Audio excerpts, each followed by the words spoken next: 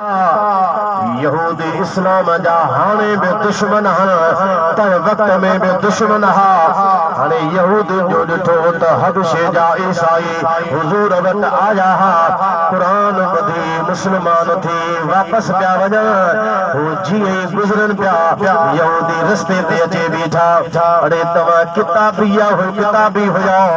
तव्हांजे नबी हज़रत ईसा अलैहिस्सलाम ते इंजील नाज़िल थियो हुयो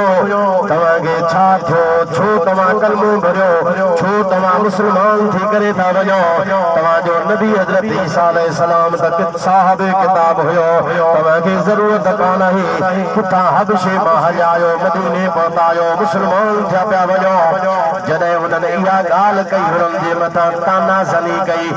मेणा पे ॾिना त छो मुस्लमान थिया आहियो हुननि जेको 70 हुज़ूर जे हुननि ताज़ा मुस्लमान सहाबा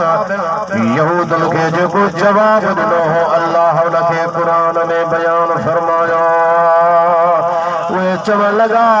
वमा लना ला नुमिनु बिल्लाहि वमा जाना मिनल हक़ व नतमा अन युदखिलना रब्बुना मअल कौमिस सालिहीन असांते ताना नाणो मेना असांखे न ॾियो छो न असां अल्लाह ते ईमान आयो ऐं जेको हक़ असां वटायो आहे छो न असां उन ते ईमान आयो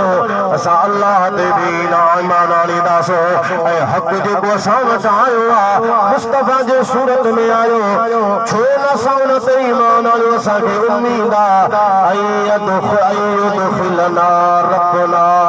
मअल कौम सालिहीन असांजो रब असांखे सालिहन जे कौम में दाख़िल फरमाईंदो या असांखे अल्लाह जे ज़ात में उम्मीद आहे ताना न हणो मेना न ॾियो असां हक़ खे सुञाणे उन ते ईमान आंदो अल्लाह ते ईमान